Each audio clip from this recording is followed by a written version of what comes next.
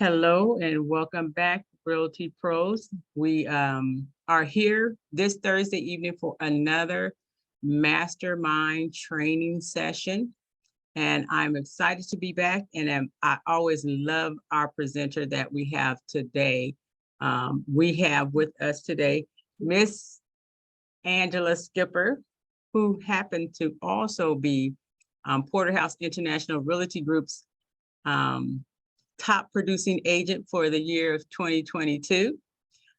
So we appreciate her coming and joining us and taking some time to share with us. She's going to share with us working with sellers this evening. So I'm going to go ahead and I will turn it over to you, Angela. Thank you again for joining us. Hello, everyone. Hello, everyone. Hello, everyone.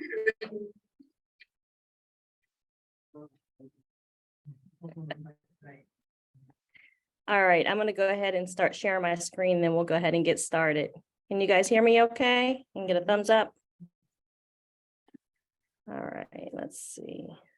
Can you guys see my screen? Yep. So yeah, we can see it. Okay, great. Well, I just want to, I'm grateful for the opportunity to be able to share with you guys. I'm sharing a lot of things that I've learned along the way with regards to seller prospecting. And I've learned a lot from, the agents in the office, some, very creative ways to prospect, and more importantly, with regards to sellers. So, I encourage everyone to just be thinking of some of those ways. I'd love for you to be able to share them when we get to those, parts of that in the presentation. But I just want to go ahead and get started and, jot down your questions. Please put questions in the chat and we'll go ahead and get started. There's all types of, we prospect as real estate agents. And today we're going to focus specifically on seller prospecting. So, hold on one second, you guys. There we go. Hold on one second. All right. So we just want to go over prospecting. I really would like your participation today. It helps me. It also helps, our fellow agents.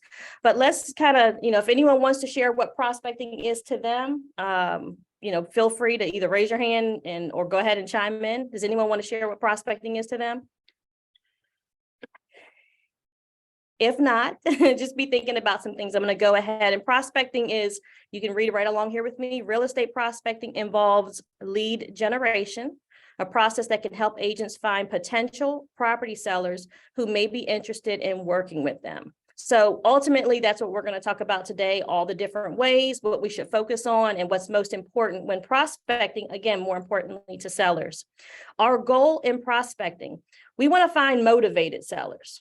Normally when we prospect, we're looking for anyone who can work with us. But, the goal of today's presentation is to focus on the seller side. It's important to find motivated sellers. Does anyone know what a motivated seller is? And I'll start calling on people if. Okay, we have some people in the office who want to chime in. Can you hear me? Can you hear me? Yes. Oh, yeah. Okay.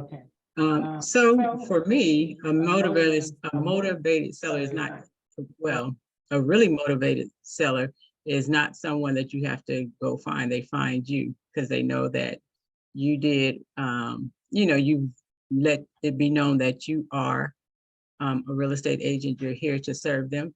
And also, so they have a need.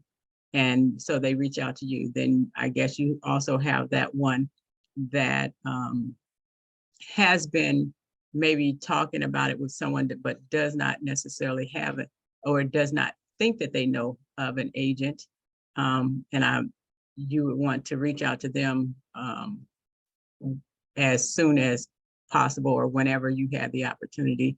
They've already, I guess, at some point, express the idea of selling their home. They just need the help. They need the assistance.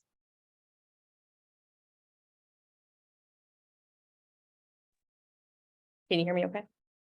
So good. I would agree. I definitely would agree. With prospecting, we're not only looking for motivated sellers. That's our ultimate goal. So, Anita's right. We want motivated sellers as the goal because they're already ready to go. I can look at it as, I don't want to say it's a lot less work, but there's sellers who are ready to act right away, and they don't need as much time preparing as the ones who are less motivated. So we definitely want our goal to be to find motivated sellers. You want to increase your visibility as a real estate agent and expert. I wish right before our call started, Kermon gave a very good example of this. I'd love if he can chime in if he's willing. What he mentioned just prior to the call kind of relates to this. But our ultimate goal when we're prospecting is to increase our visibility. When I say that is we don't want to be secret agents. We want to do everything that we can to continuously let people know, not only are we in the business in January, but February, March, people tend to forget. We want to stay relevant, and we want to make sure that we remind them that we're in the business. Keep in mind when you're reminding them that you're in the business is not, try not to focus so much on a sales pitch. We're in the business to help people. And in this case, to help sellers. So we'll get into it a little bit more a little bit later, but just stay relevant, stay in front of them, and make sure that you're not a secret agent. Kermon, if you want to chime in, I'd love for you to share that, but we can, if you get a moment a little later, maybe we can add your little testimony that you gave earlier. Another goal is to focus on relationships. Prospecting is a long-term investment that yields tremendous results. We aren't always lucky to find us a motivated seller, meaning they're not ready to go right now. And sometimes they're relying on us to prepare them, to get them ready, to make sure that they have everything that they need to move forward successfully. But focus on the relationship, not on, I'm a salesperson, because we're not selling anything. What we're doing is we're building relationships, and then we're providing a service to them. So we want to make sure that we're reminding them of that. And then our ultimate goal after all of that is to solidify your presence in the community. I'm sorry, guys. We talked about that as one of our initiatives this year in 2023, solidify our presence. And that's ultimately what we're doing when we're prospecting. So keep that in mind. Okay. There are different types of prospecting, and I kind of broke them up into two different groups. There's active prospecting and passive prospecting. And it's so interesting to me, the different trainings that we attend. If you were on the call earlier, Shay mentioned something that kind of falls in line with active versus passive. I'll get into that a little bit, but just to give an idea, we can read right here, active prospecting requires ongoing time and effort. We talked about this being something that doesn't happen quickly, but if we're persistent, you are hoping for success in the end. Necessary for your real estate prospecting strategy. And some examples might include attending events, follow-up calls, finding for sale by owner listings. These are more active and engaging activities that we're doing. Passive prospecting is taking time to set up, but then everything runs on autopilot. Necessary for your real estate prospecting strategy. And those examples might include updating your website, creating content for SEO, and sharing on social media. I'm not sure if I hope you guys were on the call earlier, but Shay had mentioned something about working in your business and on your business. So sometimes we do have downtimes, and it's where we're not actively working with our clients, but we can continue to prospect. We can continue to invest in our business, invest in our marketing efforts, and always have a plan set aside with how am I going to engage folks, so we'll go through a lot of this a little bit later. But keep in mind, engage in content marketing that adds seller value and attracts more sellers. And I want to bring it to your attention, the content marketing. It is so important for you to engage your audience and to provide information that's actually going to attract them. If all I'm talking about is buy, of course, I'm going to attract buyers. If my goal is to attract sellers, then I'm going to deliver content that would be something that they're interested in, right? And that gets into the educational aspect. Valuable information increases trust and credibility and brand presence. We want to make sure, when I say brand presence, not only do we want them to know, hey, we're with Porterhouse International Realty Group, but whenever we advertise that, we're telling folks we're real estate agents. So it's a very simple way to have that branded on anything that you're marketing. It reminds them, even if it's something that's not real estate related. You can still brand some of your content so that you stay relevant when it comes to the real estate market. We're going to get a little bit more into that as well. If anyone has any examples or experiences that go along with some of this, we'd love to hear it. I know for me, this is a lot of information that I'm sharing, but the way I learn best is for people to share their experiences. I love coming into the office for that reason, because I get to hear different experiences, things maybe that I haven't encountered yet, and I'm kind of prepared for it before I even get to, something like that. So please chime in or raise your hand if you want to chime into some of the things that we're discussing. But we'll talk a little bit more about the passive prospecting. So I would say, let's start, where do we begin, right? Let's start with our sphere of influence. Can anyone tell me what your sphere of influence is? And we all should know what this is, but I'd love to hear your version of what that means. It's the people, I guess the people you know and the people that you are connected with. That's correct. Anyone else? Example? And just to piggyback on that, is the Families, friends, workers. Yeah. People who know you, friends, who workers, trust you. church, community. Thanks, Aurelia. Yeah. I So know. people you're in relationship with. Thank you, guys. Thanks, Aurelia. Thank you, guys. I appreciate that. But listen, people, this is what I have listed here. Again, with your sphere of influence, I want to remind you that your visibility is so important. I'm going to mention that throughout this evening, because I want you to be aware, so many times we are secret agents. And we might not be secret agents to the one platform, right? But the people we went to school with, one thing that I think people forget, they're old employers. How many jobs did you have? Somebody needs to be. How many jobs did you have before this one? Right? There's so many people that you remember from there. And it's a great way to connect with them. But anyone, I'll put it here, people professionally and unprofessionally, and who may present an opportunity for work. For word of mouth marketing, referral, and even direct business. So we're looking for folks that we know. It could be on a professional basis, non-professional, but like Aurelia said, it's people, it could be family, it could be friends, your neighbors, anyone that you know is your sphere of influence, whether you know them now, whether you hadn't talked to them in 10 months or 10 years. You still can reach out to those folks. And it's easiest to start with the people you know because you have a previous relationship with them. You're not a stranger to them. So there's already a connection there. So that's where I would start with my sphere of influence. Again, we're going to go back to motivated sellers.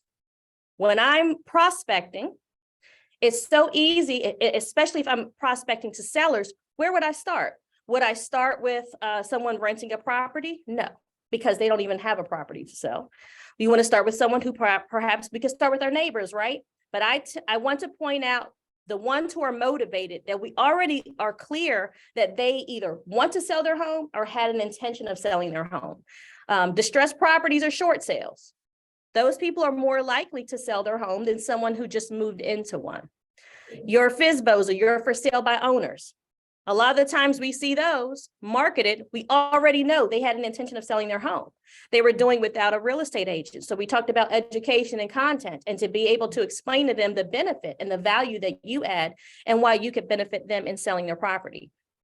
We have a menu of services that's perfect for sale by owners. We can go with our standard commission, but we have choices for the for sale by owners, because more times than none, they're trying to sell their home on their own because they're trying to save money. And we can show them a way how to market their property properly and still be able to get them the maximum amount for their sale.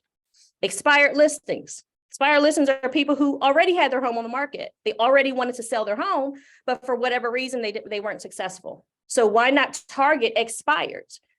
We have different scripts that you should learn and practice, because it'll prepare you to approach people who have had expired listings. A lot of the times they're discouraged, they're frustrated. The last thing they want to talk to is a real estate agent, because as soon as their property expires, there are a lot of real estate agents who have already know that I'm going after these motivated sellers. So your approach has to be a little different so that you can attract them. All right. Sometimes leaving something with them of value. When I say a gift, I'm talking about some valuable information that can help them sell their home. But do something that's a little creative and outside the box so that you stand out from the other real estate agents that are targeting expired listings as well. Absentee owners, we talk about renters, right? How do you find absentee owners? There's different ways we can search for that, but one way you can search for that is you can do a search for listings that are rentals, right? If they're renting, then someone else owns that property. So if you don't know how to go in and just look for absentee owners, you can just go to rentals and you can do a search that way.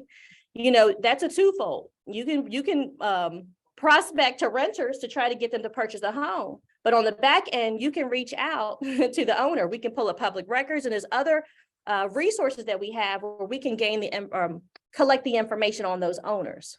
But absentee owners is a great way because not that they're a motivated seller, but you never know. It's someone who owns a property, they don't live in it, so they're in a great situation to be able to sell if they're interested. They can at least keep you in mind if you stay in touch with them because you know that they're probably not going to hold on to that forever.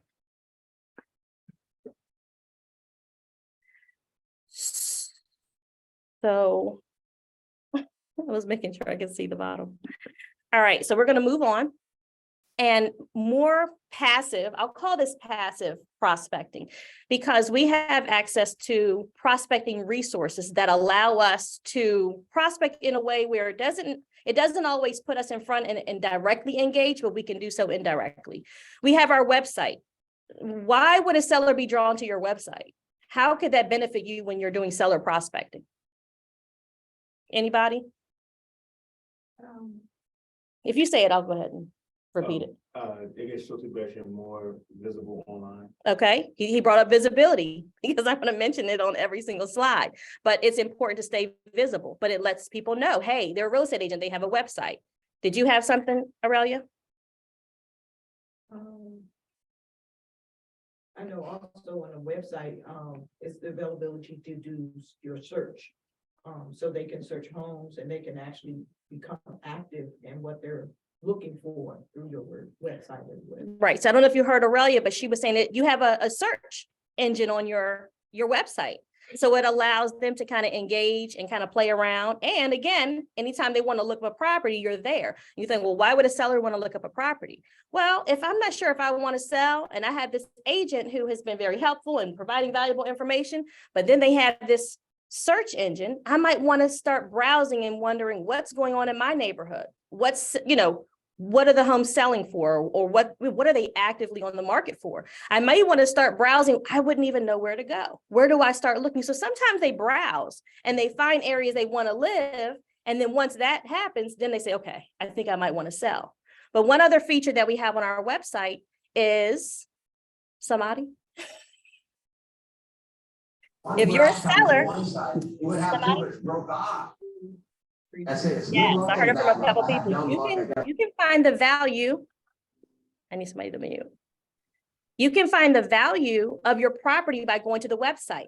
If you aren't aware of that, come in the office. We'll show you how to do it. But I think it's best to get onto your website, play around with it, because the very first time I got the website, I was excited. People were actually on there and they were calling me, asking me all these questions. And I thought, oh, maybe I should play with this a little bit more. So you can go in there and you can search what your home is worth. And the great thing about it, when they go to put their information in, they're prompted to register on your site, which allows you to capture their information. So anytime you do marketing, every marketing piece should either have a QR code or something with your website that encourages people to go check out the value of their home.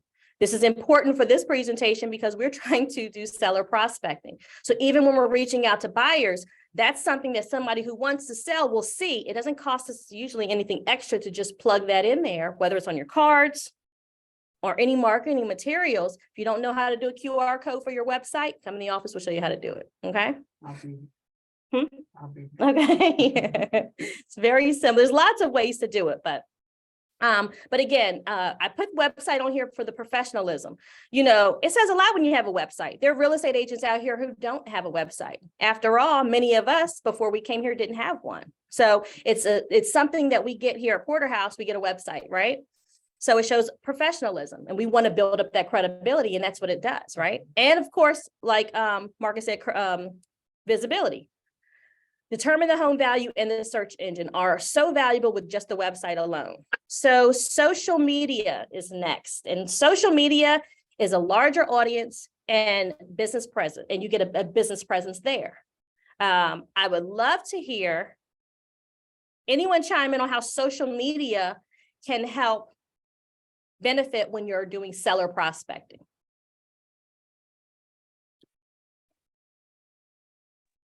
So So I've I would- learned just recently.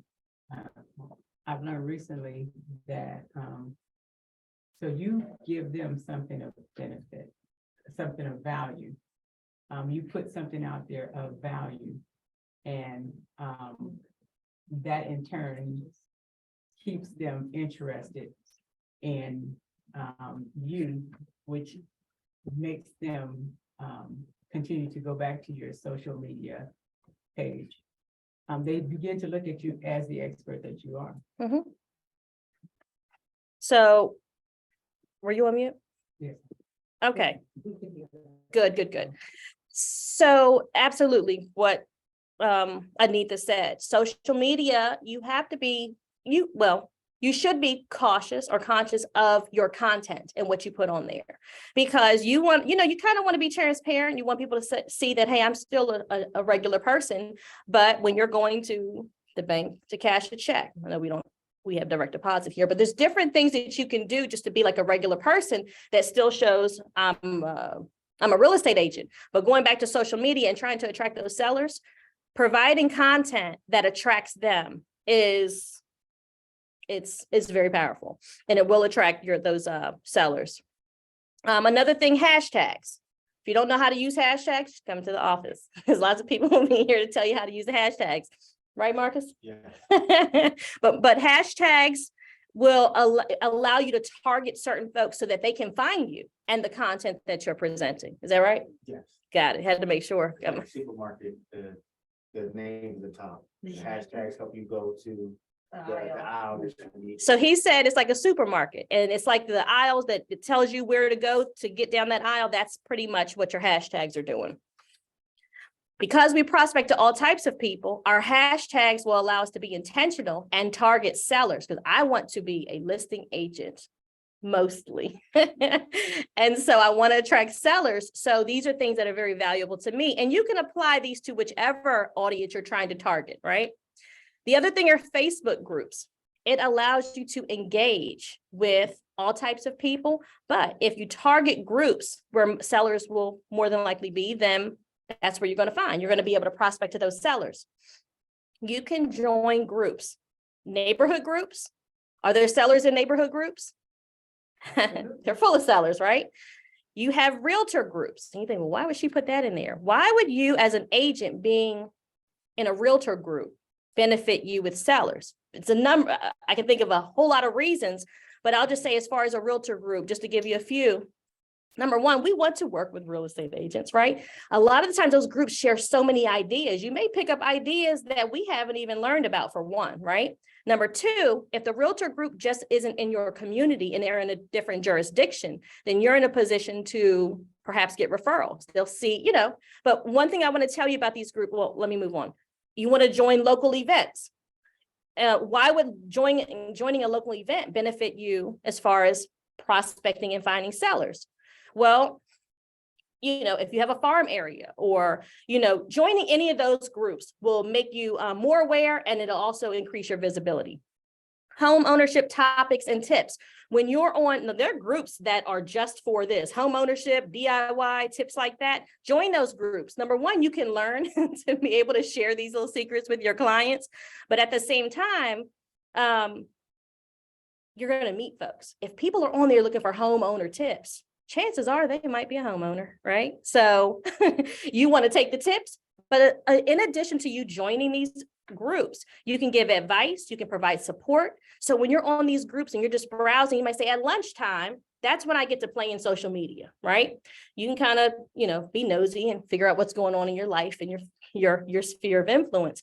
But spend 10 minutes going through and just commenting on some of these homeowner tips, DIY, how to maintain my home, declutter my house.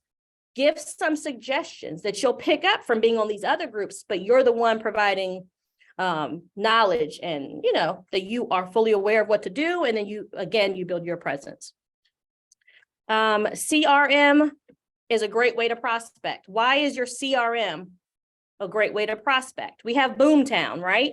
What can we do in Boomtown? Is there somebody online who can chime in?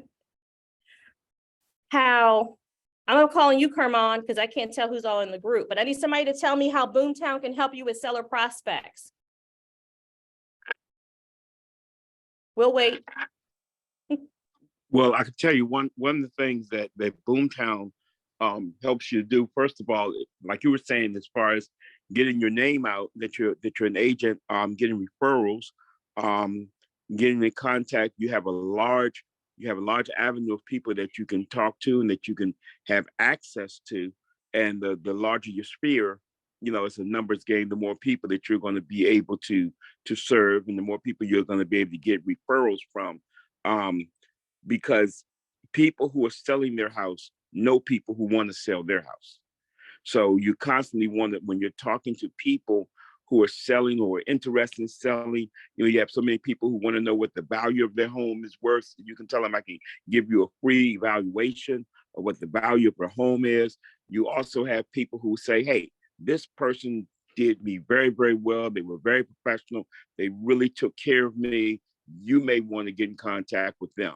So you let the referrals and you let that thing work for you to talk to people that you may not have had a chance to talk to.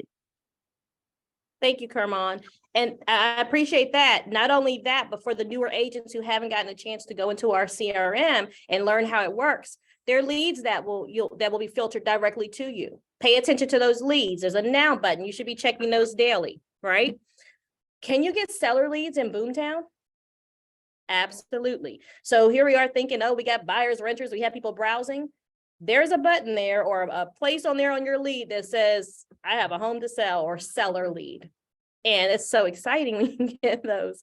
But Boomtown's a great way to, find some of those leads coming right to you. That means they're going into the site, they're browsing, they're doing something, and they've plugged in their information and they've given it to you. So, we can door knock, and for every 20 homes, you might get someone interested. But when a lead falls right into your lap, you want to make sure that you follow up.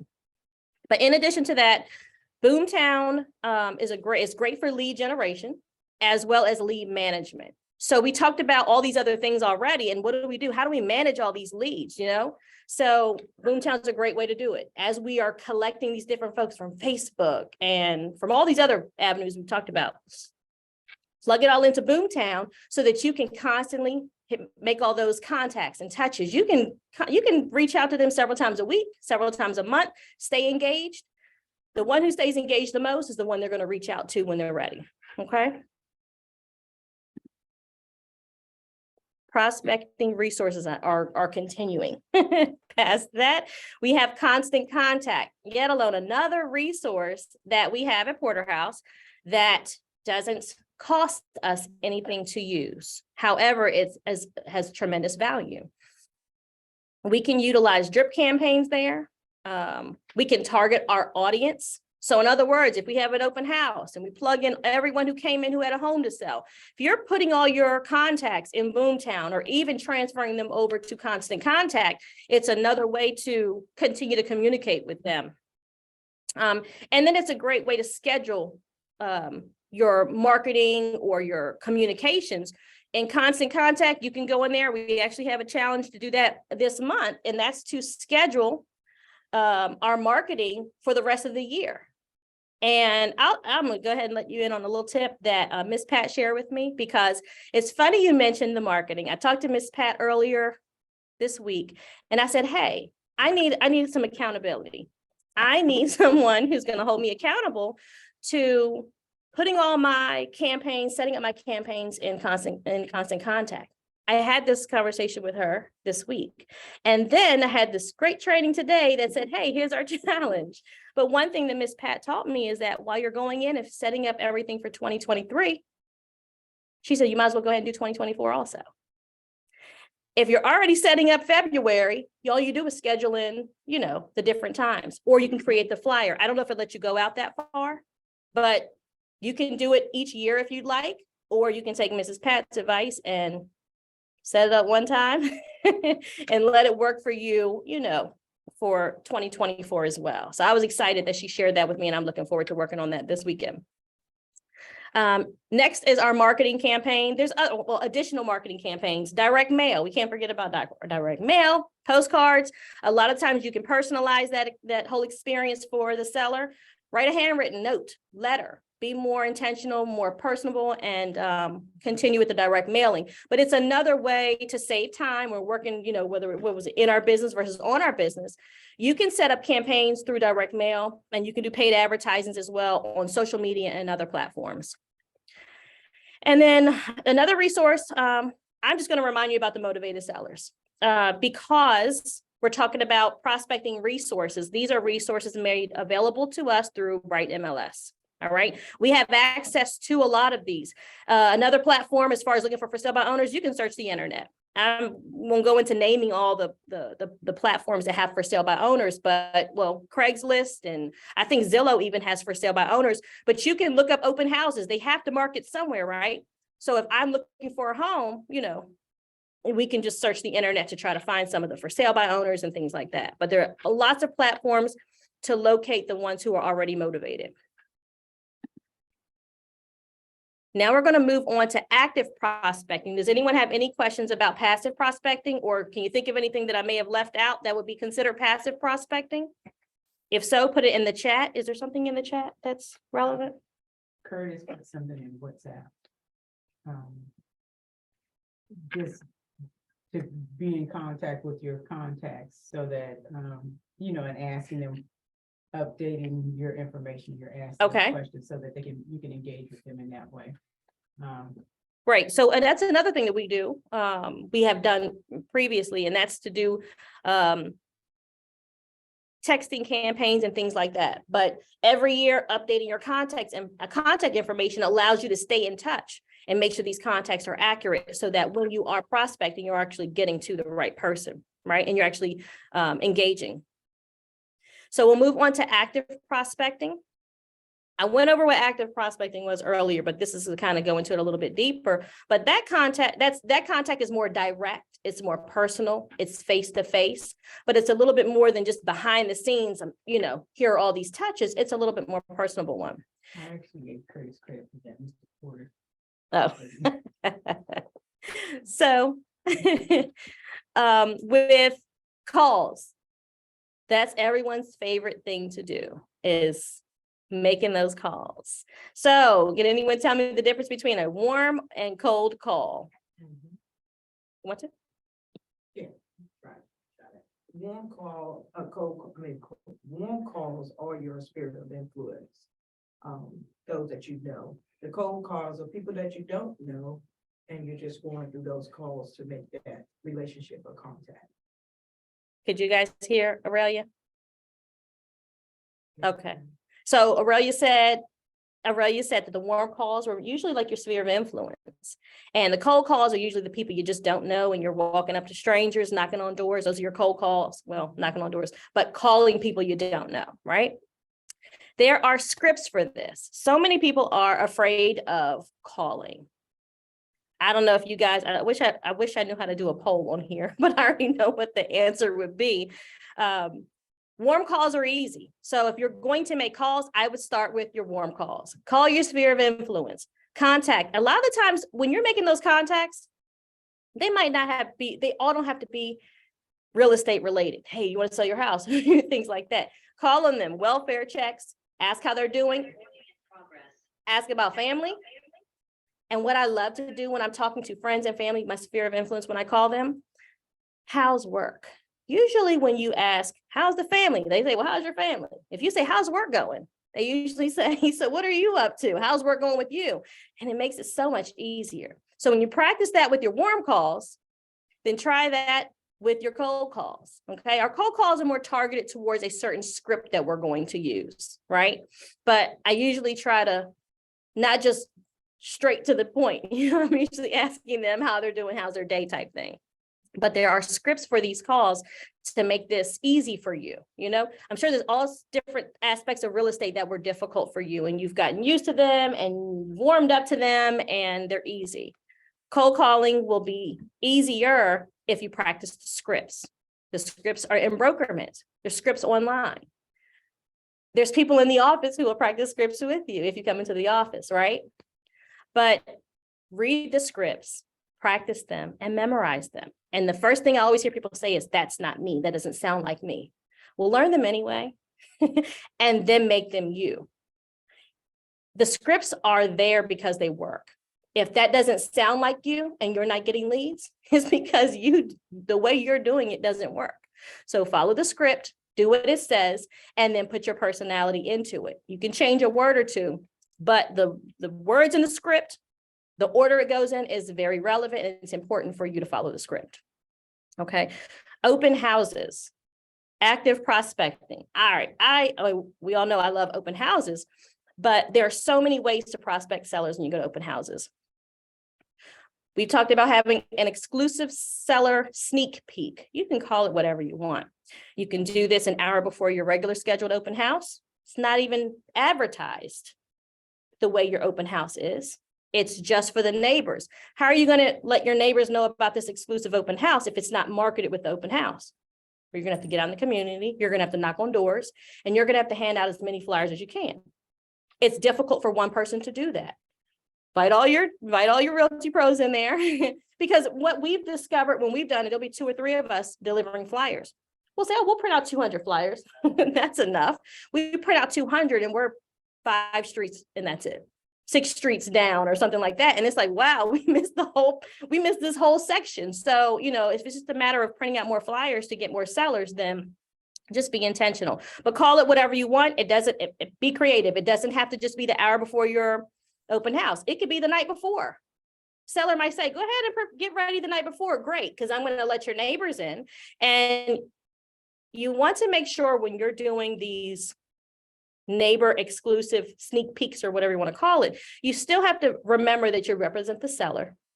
And you have to let the seller understand the benefit in that. And usually what I tell them is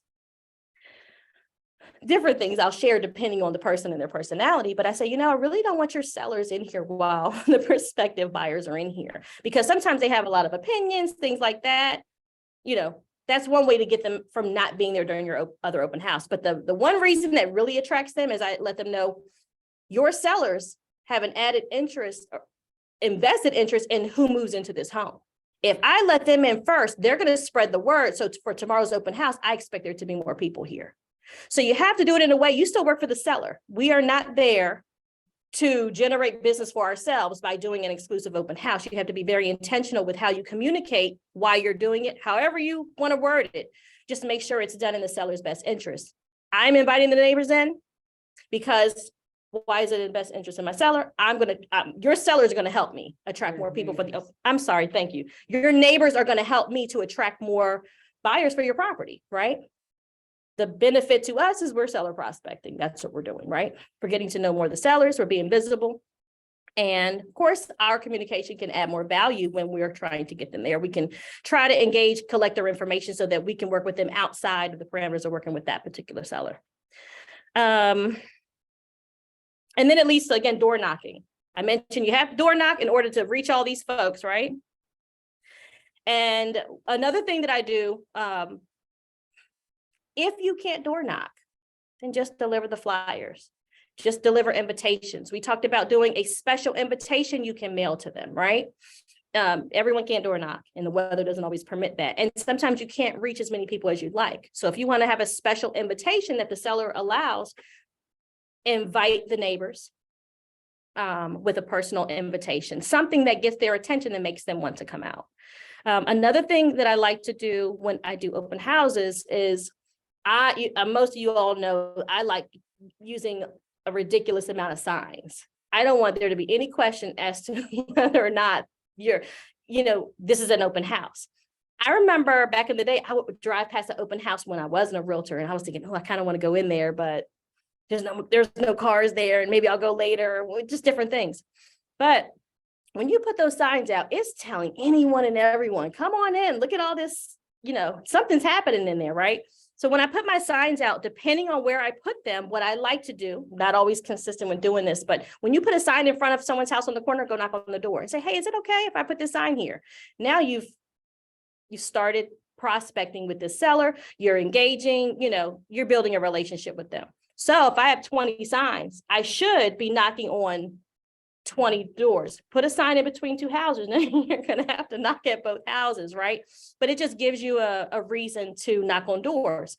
Anybody who can see the open house sign, knock on their door if you're not the one to knock throughout the whole neighborhood, but look for reasons and opportunities to engage with sellers. I'll continue door knocking and saying that we can also door knock our farm area. We don't have to, if we don't have listings, we don't have open houses, we can always utilize someone in our office. We can do an open house for them and be able to utilize, or gain access to sellers. But you can always go with your farm area, right? You're sending mailings and information to them. Well, knock on those doors too, right? Let there be a face to match this great communication and all this valuable information you've been sending them. So knock on your farm area. For sale by owners, a lot of times they get the calls, they get mailings, knock on the door. Be creative with how you're going to get into that property. There are scripts for how to talk to for sale by owners. Talk to them in person. They're more likely to say, well, come on in. If you're going there to say, hey, whether you have someone interested or whether you're interested in sharing with them why their house didn't sell, have some information available to them so that they'll be a little bit more warmer in trying to learn about what your services are. And then, of course, expired listings, you can knock on doors there as well. Okay.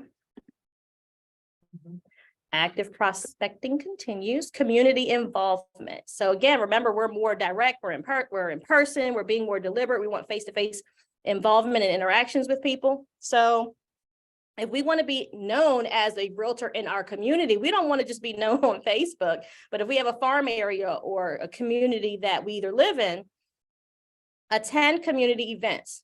You may have an HOA, you may have meetings. There's some of you who probably have HOA and you've probably never been to the meeting. So you're being a secret agent within your own community. So attend those meetings.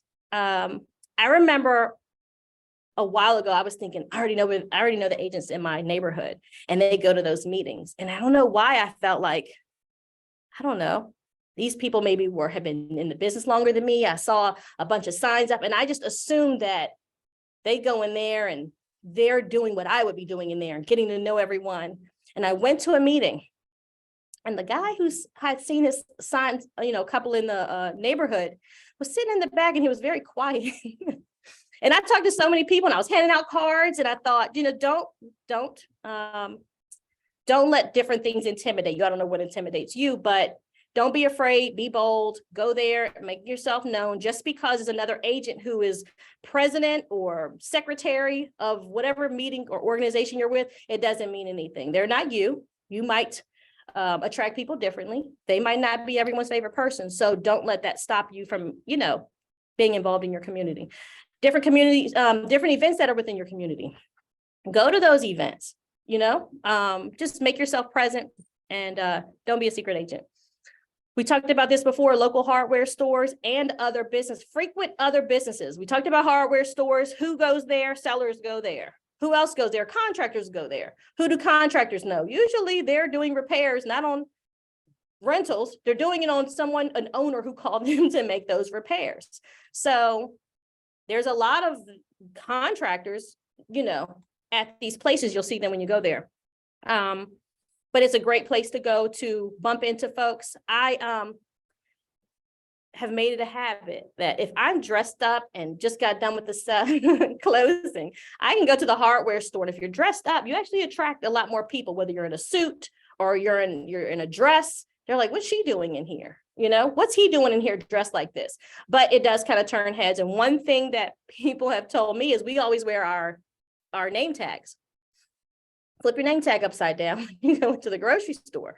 9 times out of 10, someone's going to say your name tag is upside down. I'm going to say, what is it?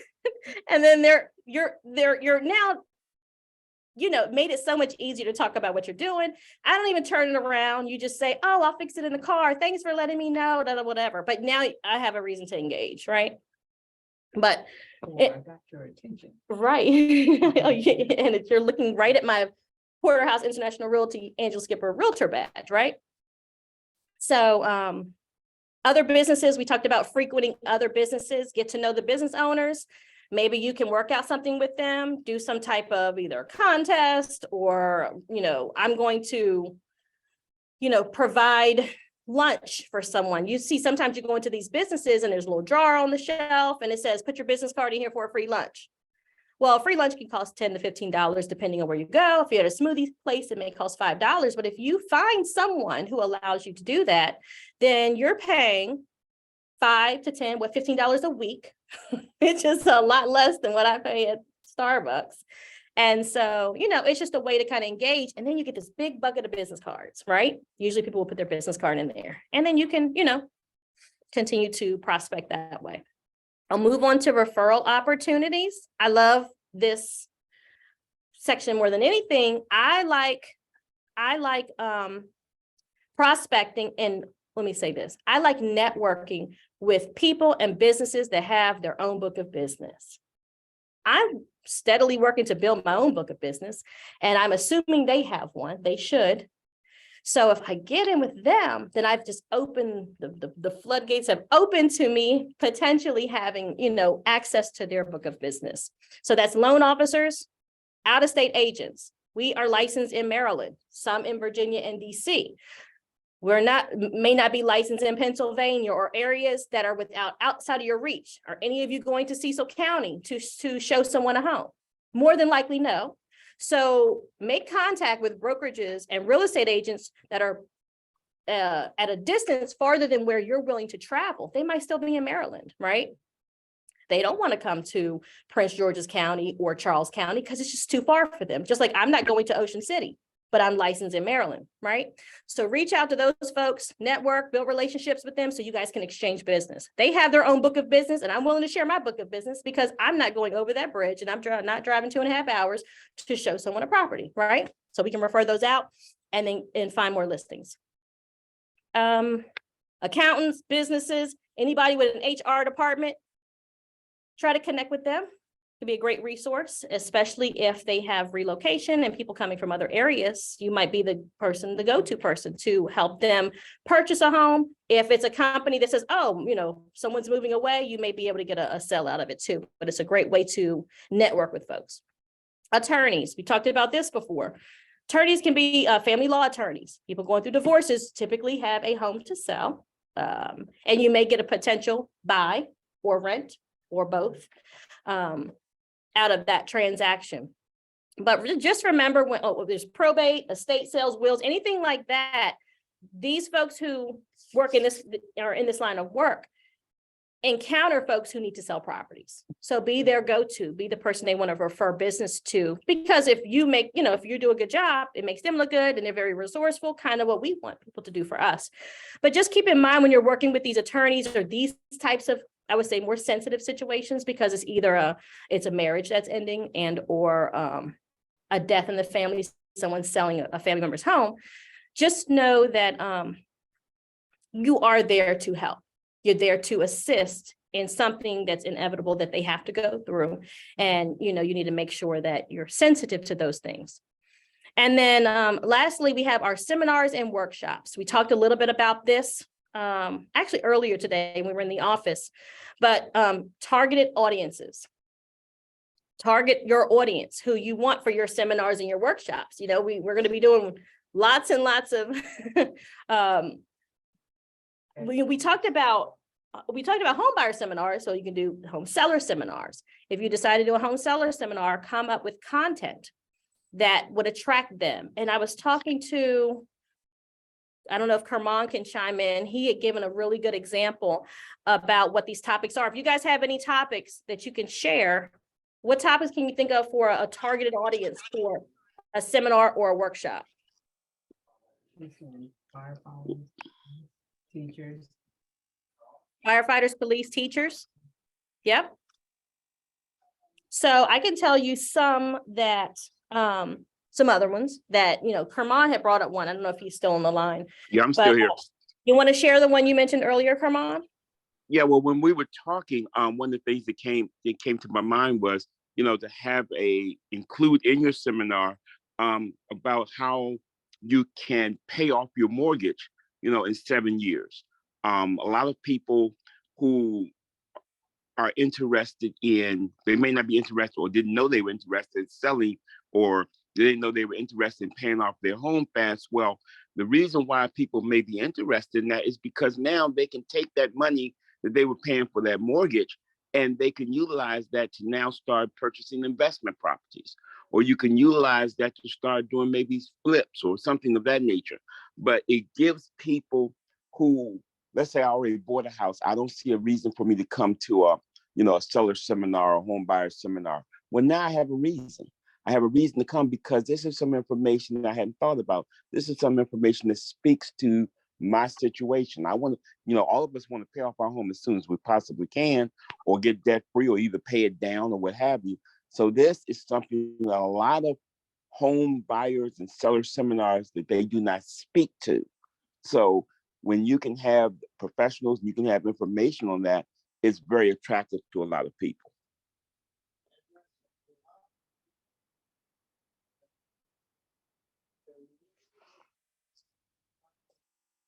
If that makes sense.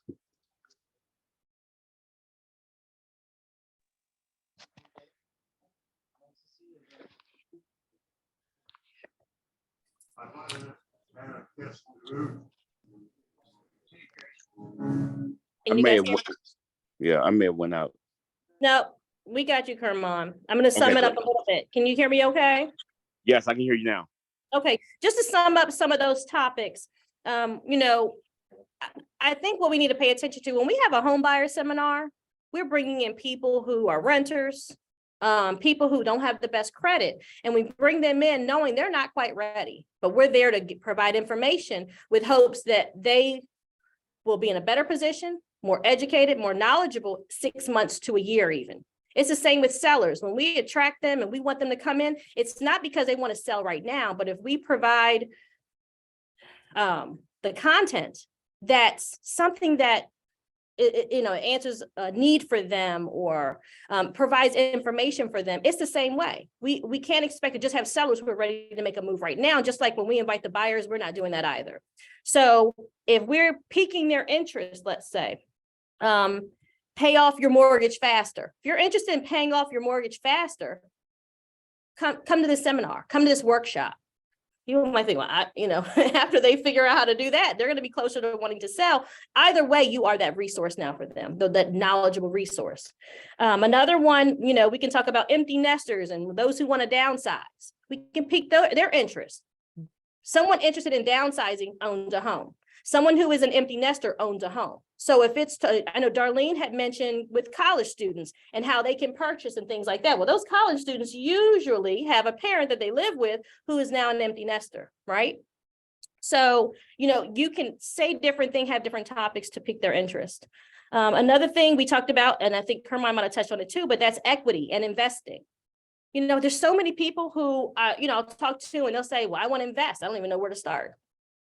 Would you like to come out for a free workshop? We'll tell you where to start. So it's different things like that. And if you're saying, oh, I would love to do that, but I don't know the answers to all of that, that's what the brokerage is for. We'll come together, we'll prepare the material. I can tell you my hesitation with some of these were, where do I begin? It seems a little overwhelming to do this on my own. All you have to do is have a desire, come in here and say, I want to make this happen, and just watch how we'll all come together to support you in doing so. That's what I'm expecting. The other thing is growing families, right? So you can target smaller properties, whether it's condos, townhomes, things like that, they more than likely are going to outgrow those homes. A lot of I call them transition homes, because usually the turnover rate is much quicker with those. But that's a great place to market as well. But you can say different things, pique their interest. Hey, are you outgrowing your home? Or are you running out of room? You know, I've done this whole clutter-free in 2023, and a lot of people are interested in removing clutter, donating, doing those things. So it's a way to attract folks as well. But when it comes to families outgrowing their space, you can pique their interest. Home improvement is a super easy way to pique people's interest with different, projects they're working on. But more importantly, ask them, do you want to add value to your home? Some people are trying to do improvements and they're starting in the wrong area. That's not going to benefit them, right? So, content, you can use, what's the thing you told us about with the content generating? Oh, Chat GPT. There's different things that we can use to try to learn a little bit about more of these topics and then use them for content when we are marketing. But another one, like I said, to pique interest, add value. Do is your next home improvement project going to add value to your home, or are you just wasting your money or whatever, however you want to word that. Like a shred event. Yes. So Margaret said like a shred event, right? You can target folks, and that falls into that community event in your farm area. If you're trying to make your presence known in your farm area, then if I keep putting myself out, I'm doing all these mailings. Well, now I'm going to do a mailing and I'm going to post it everywhere, market it everywhere, because I'm doing a shredding event, right? It wouldn't be a bad idea to do a shredding event here at the office, outside the office, porterhouse shredding event. That way, everyone in the office can reach out to their market and say, hey, come here, come to our office, right? Maybe that's something that can be incorporated around the same time as a seminar or something like that, where it's like, not only are you going to come and drop off all your confidential information, but we have some value and things like that to provide. And then seller, So I can tell you about how to get the shred. If you come into the office, we'll talk about it. But there are real estate agents who partner with companies that do the shredding, and they will, I think some of them will allow you to market on their vehicle. It costs a little bit more, things like that, so that you can have a shredding event. But we can discuss that and come up with a great way to make that happen. And then seller prospecting content. I just want to, before we finish, I want to kind of reiterate some of the things we talked about. What type of content would attract sellers? Just want to be more so like a takeaway, and things we may not have mentioned, but news and updates related to their local area. People like knowing about things happening in their area. If you're targeting your farm area, that's great. If you target another community, maybe your sister lives in a community and you heard about something going on there, then, whatever the latest news is or updates, target that area and educate them, share that information with them. They'll say, hey, that real estate agent, they always have such good content and they'll want to follow you. Community events and new businesses. We talked about that too. We talked about community events. Community events can be something that's happening that you're making them aware of, but don't forget, you can create the community event. Okay. Gives you a little bit more control over who's there and things like that. New businesses. We talked about frequenting the existing businesses, but when a new business comes to an area, let folks know. Social media is a great way to reach out to a larger group of people. They don't even have to be in your farm area. You can let them know wherever they are that, hey, there's a new such and such restaurant coming to the area. Homeowners tips, maintenance, and DIY. We talked about DIY, but think about homeowner maintenance. Different times of the year, there's certain things that we should be doing in the winter versus in the summer, things like that. Share those tips with folks. If it's useful and valuable, especially with new homeowners, when your people buy a home, your clients buy a home, start sharing these tips with them, right?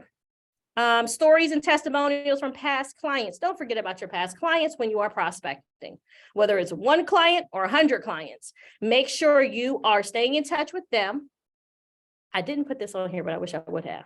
Don't forget, when you're doing all this prospecting, whether it's passive or active, that you are asking for referrals. So you're trying to stay in touch with the person you're calling, but you're also trying to build your book of business. So every person you reach out to, you ask how they were doing, you did your welfare check, how are the kids, how's the dog, how's work, Oh, before you get off the phone, you ask them, hey, do you know anybody who's interested in buying or selling or investing in real estate? Do you know anyone right now? Well, my neighbor told us. That's all I needed them to say. Because the testimony we heard earlier was, if you don't stay in touch with the people, or at least make your presence known and have that visibility, I'm not going to mention any names, but your next door neighbor is going to put a for sale sign out in front of their house, and you could have been that agent. If it hasn't happened to you, it is not a good feeling. I'll tell you that right now, because it has happened to me. And it is not a good feeling. You might have even known the neighbor. It's not a good feeling because you are being a secret agent. And you're not, following up with them, or you're not, reaching out to them frequent enough. Upcoming open houses, that's some more content that you can share. People like seeing that. People in the neighborhood, there's an open house in your neighborhood, or there's an open house in this neighborhood. Take an area where there's 2 or 3 bedroom townhomes and show them something that gives them a little bit more space. Share those open homes if that's your target market. That might prompt them to say, hey, I need a little bit more room, or I might need a downsize. That home is perfect for me. It has all one level living. That's a great thing to share with people who you think might be empty nesters or who want to downsize. And then, of course, share educational seminars and workshops. When these things are taking place, share them with your folks, whether you're calling them up, emailing them, use constant contact, or social media. All right, this is our last. This is where we're going to kind of wrap this up. We talked about 33 Touches campaign. If you haven't heard of that, basically, research indicates that people need to hear from you 33 times per year to remember you and for you to stay top of mind. How in the world can you do 33 touches with one person when we're trying to create a book of business of 1,000 or more people? How do you do that? Well, we talked about all these active prospecting ways and passive ways to do it. It's simple. It's resources we have that are available to us, and they're done in a way, it's a systematic way where we can touch them, schedule, we can put all these things, whether it's in Boomtown or constant contact, social media. These are all touches. Ultimately, we don't want one kind of touch. We want to give a variety. So if you're only emailing someone, give them a call, text them from time to time, send them a message on social media, knock on the door and say, hey, I was thinking about you. You just want to say, hey, what's up? But keep in mind 33 touches. What does that look like over the year? And you're saying, okay, well, I'm getting frustrated. I hear this a lot. I'm frustrated. I've been using my CRM, or I've been using, all these things, and I've reached out to someone 6 times and I'm not getting any leads. I'm not getting any business. I've reached out to them 4 times and I got nothing over the year. Well, studies show that you're not doing it enough. And we talked about on one of the earlier sides, this is something that happens over time. It's not something that happens quick. But I think I mentioned, like, the first year I came here, I was very overwhelmed because I was dual career.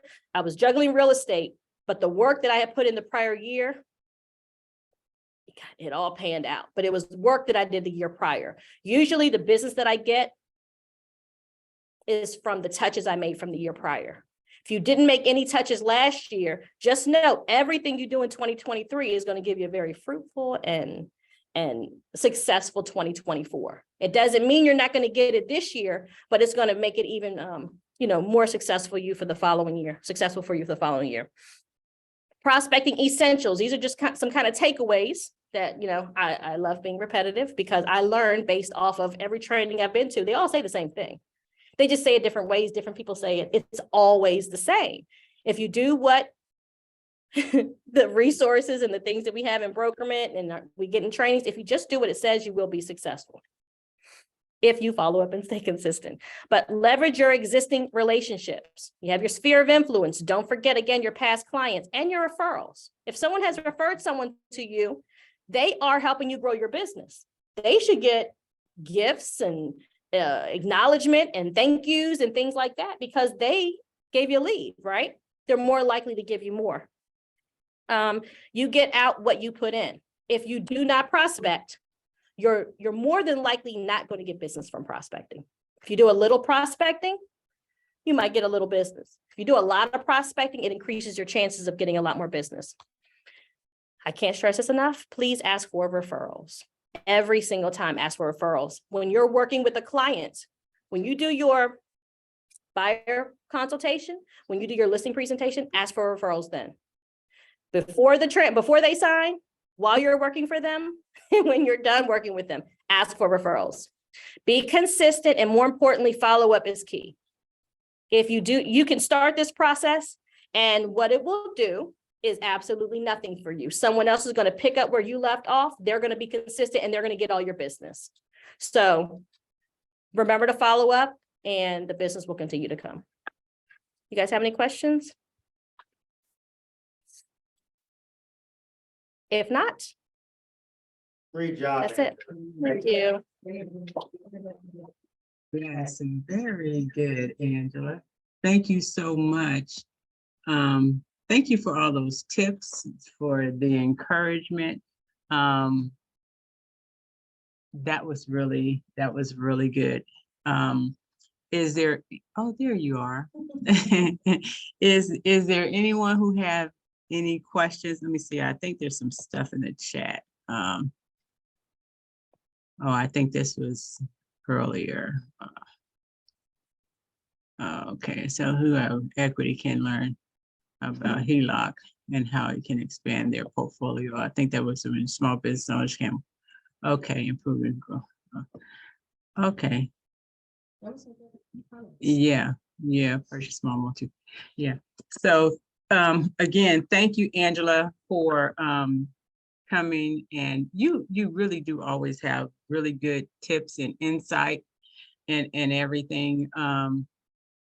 So we appreciate you coming out and sharing with us. And if there are no questions, so everybody's going to go out. We're going to do all that Angela told us we're going to be working.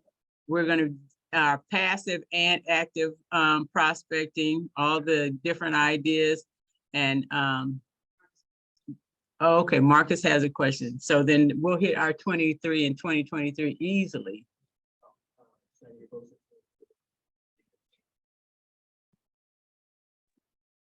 What's the best, so going over your seller's presentation, right? Doesn't it make it easier to talk to sellers when you know that presentation? Yes. So what he's saying is the seller presentation, and that goes for any of the consultation or presentations that we do. Know them backwards, forwards, be ready right now. If I call you right now, say I have a referral for a condo in Bowie, and I want to give this to somebody, I need you to go out there tomorrow and do the presentation. Are you ready? Are you going to be ready to do that? If your answer is not yes, then go through the presentation. Just read over it every day. Sit at home in the mirror, pick a family member and present it to them. Come into the office and present it to us. It may make you feel uncomfortable, but we'll walk you through it and help you to guide you through how to get through that presentation.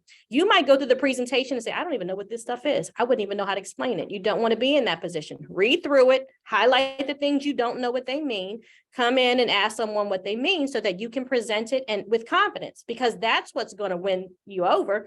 If they don't know you and you're doing a presentation, your confidence, it'll win every time. It'll win them over because the presentation is it's full of the value that you add.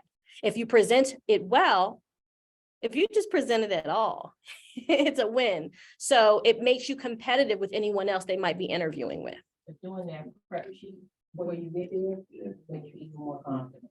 So Darlene said, doing that prep sheet before you go there and it absolutely makes you more confident. Go through working with sellers. There's the prep sheet. And then there's the presentation. Well, right. If you go through that prep sheet, so usually before you go to your appointment, even if it's the night before, do it as early as advanced as you can, because they're going to give you so much information on that prep sheet, the seller intake form. And it's almost like the blueprint. It says, what are you looking for in an agent?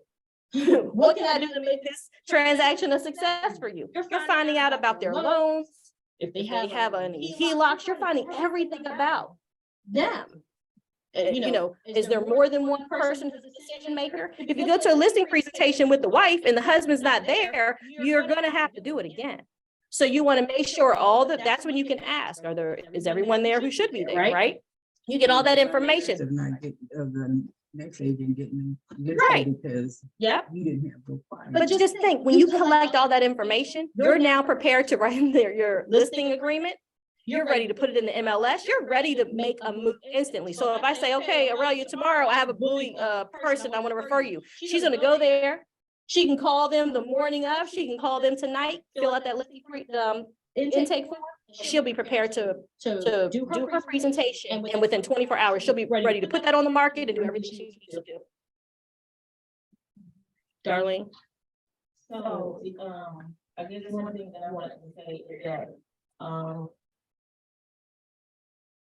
so I have a seller, right? And she signed her listing agreement last October. But This past October. 22nd. Yeah, that was last October. And so I, stayed in contact with her, because, she could have got lost in the sauce. But she didn't even come to some of our open houses, so we actually called her a group. I think she's been to all your open houses. I've seen her. She's excited about that part and, with her, but she was just one of the, like, first listings that I had that was like a stranger. Like, I literally, and that was one of the things I did, I made sure I built that thing out thoroughly and asked her all those questions. And then when I got there, she didn't want to, initially, she didn't want to sign in her yard. She did not want to open house. There's something else that she did not want. And then as, time went Oh, on- she didn't want the exclusive seller sneak peek either, but she's all on board with everything now. But that's even when she said in the beginning about building a relationship. So it was like, your relationship pace. I knew she had time, but as she, she began to see the importance of all those things.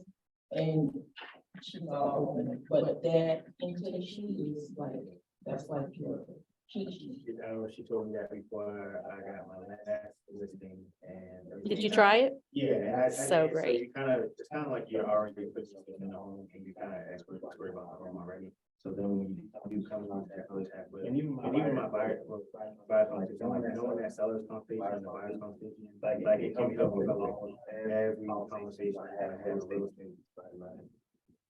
So that's why I mean, that's what the fact that the buyer's presentation and the seller's presentation, because you can pretty much go off on any avenue. Yep. They can have content, be able to talk to anybody that's out there, stuff like that. But yes, the seller's presentation is like a cheat sheet, just like the buyers. You try to figure out that where it comes from, rider, stuff like that. Big. Well, you can send them the intake sheet. I personally don't. I want to engage. I want to ask them. I want to talk to them. So if you say, I don't have time, I'm gonna send this to them, fill this out, send this to me. It doesn't matter how you get the information. You're gonna learn what way works better for you. But then I get to, engage, build that relationship, that rapport by talking to them. Aurelia, you had something to say? I just had a question. I know it's different when you're dealing with buyers. Of course, you do the buyer's presentation and you get agreement.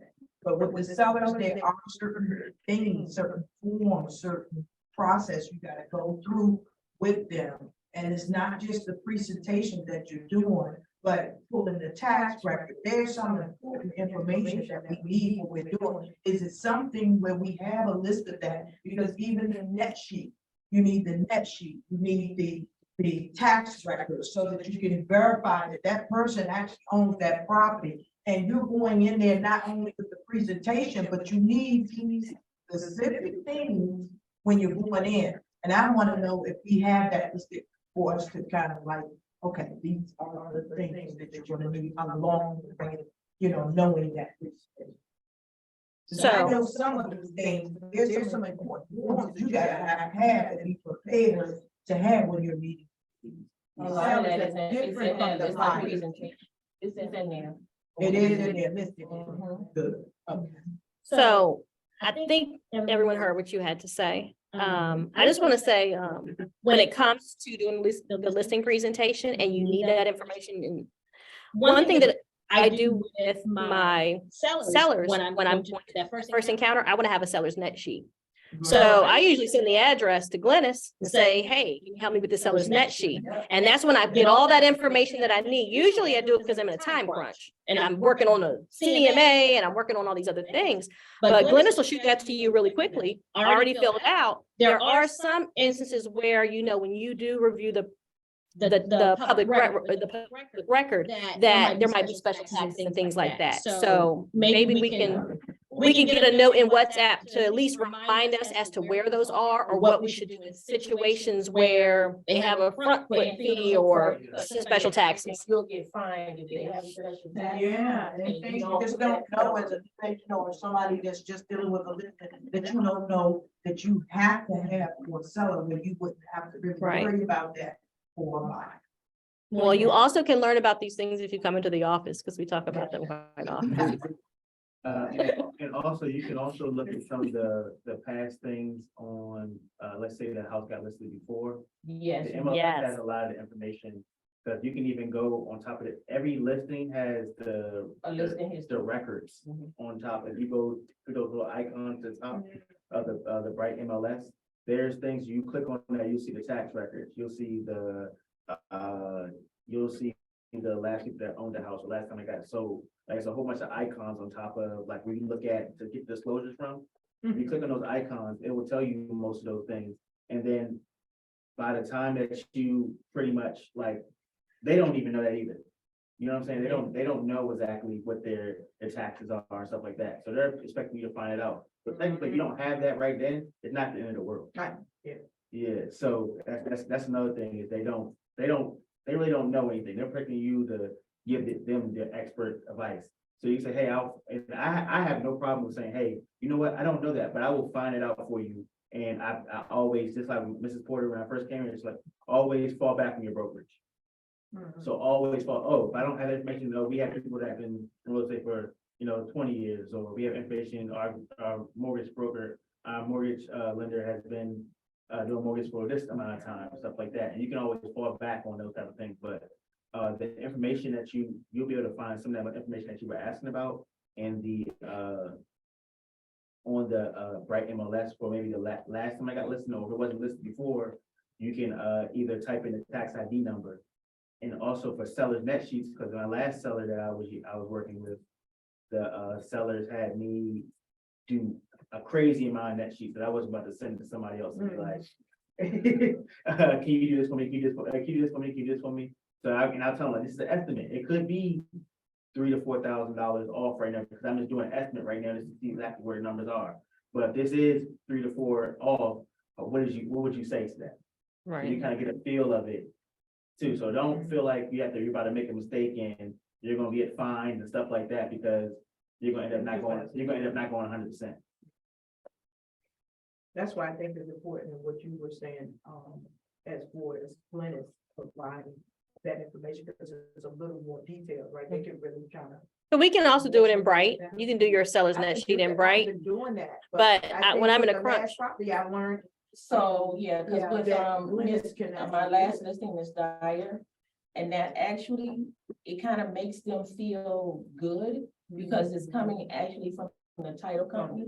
So once we agreed on, or she told me where she wanted to list her house, and, all the, what she had to pay and everything, and I shot it over to Glennis, and then she came back with a net sheet, and I gave it to her, so she kind of like had a mind frame of what she was gonna, what her proceeds were gonna be, and kind of where she wanted to be in terms of where she wanted to list her house, and that we did like 2022 May.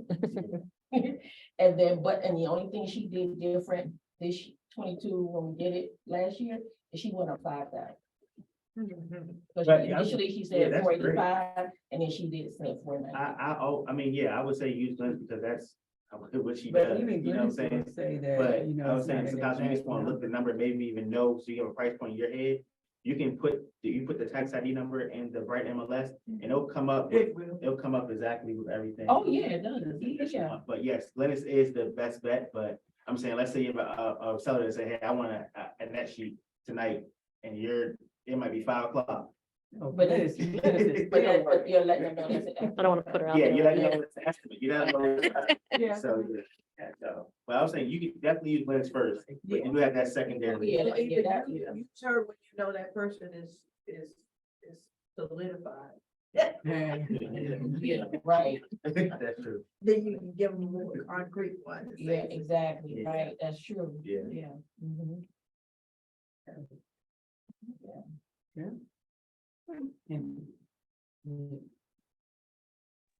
Okay, thank you, Angela. Again, this has been, yes, this has been a very good training. We appreciate all of you all again joining us. I'm sure everyone received some very valuable information. If you didn't receive anything else other than coming to the office, I think that was valuable information. Although I'm sure you gained a lot more than that. But anyway, if there are no additional questions, we want to give everyone who is joining us via Zoom the opportunity. If you would like to ask a question or share something, we want to give you the opportunity. You can unmute yourself and you can join in. And if not, again, we want to thank you all. I'm going to go ahead. I'm going to stop the recording.